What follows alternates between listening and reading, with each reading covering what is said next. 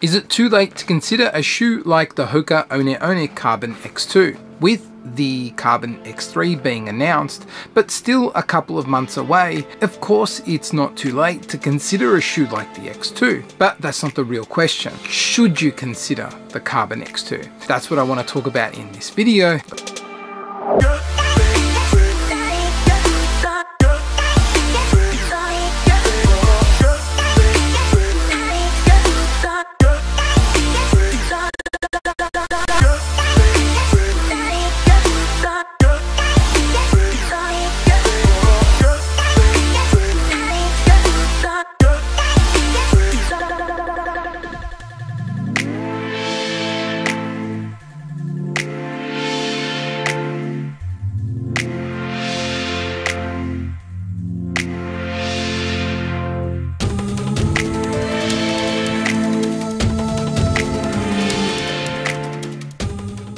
Get into it. This isn't typically the way that shoes are reviewed, especially on a channel where its core content is shoes and or running. You would usually see an outgoing model make its way to a video this late in its product life cycle when it's being compared against a newer model. So while I haven't run or had a copy of the Carbon X3 to evaluate, I am going to put a bit of a comparative spin on this video just to make it a little bit more relevant. Straight up, this is one of the best times to purchase running shoes, when there is a new model that's been announced. Typically when this happens, you will find that the outgoing models are getting more discounted than they would normally get throughout the year or throughout its life cycle to that point.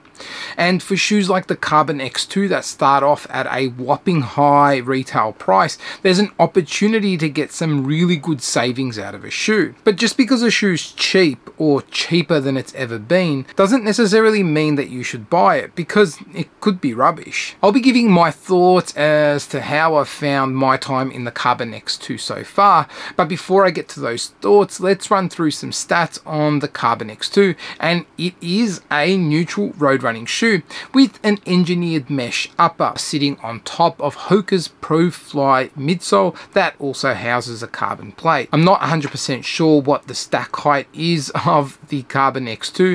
It looks pretty hefty, and some sites are reporting a 39mm stack on the heel, 34 in the forefoot. Others are reporting a 32mm stack in the heel and a 27mm stack in the forefoot. Whatever it is, the drop remains the same, and that's 5mm.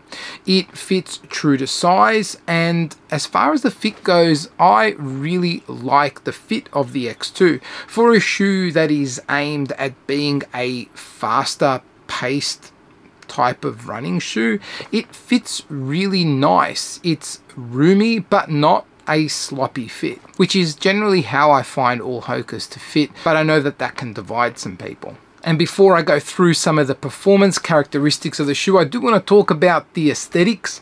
And looks alone, I think this is a shoe that anyone should consider if it's right for you. It looks awesome. They've really nailed the design and the balance between the upper and the midsole part of the shoe.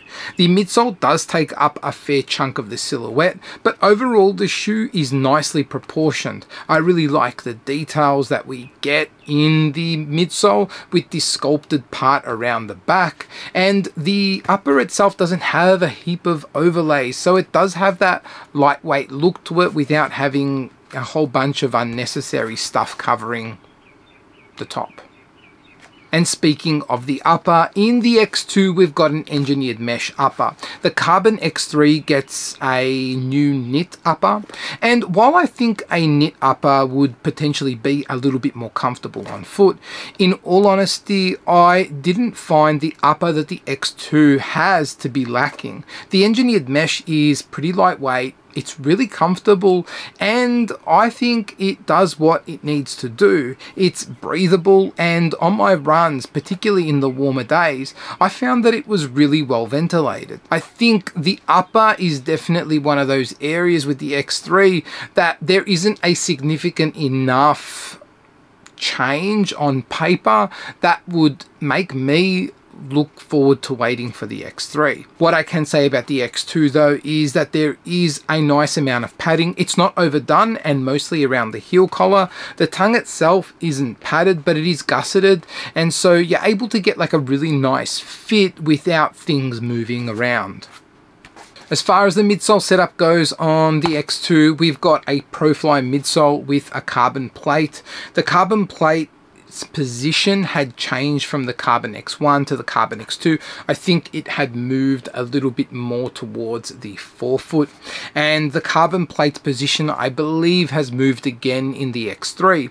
But the real change between the X2 and the X3 is the fact that the midsole compound is meant to be different. It's meant to be more responsive in the X3. For the X2, what I can say is that the Profly midsole feels cushioned but not soft, and that I find doesn't work all that great with the carbon plate. Well, that doesn't sound right.